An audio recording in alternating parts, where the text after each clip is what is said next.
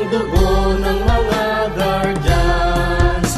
Mithiin ng bayan, aming ipaglalaban hanggang kamatayan, hanggang sa libingan.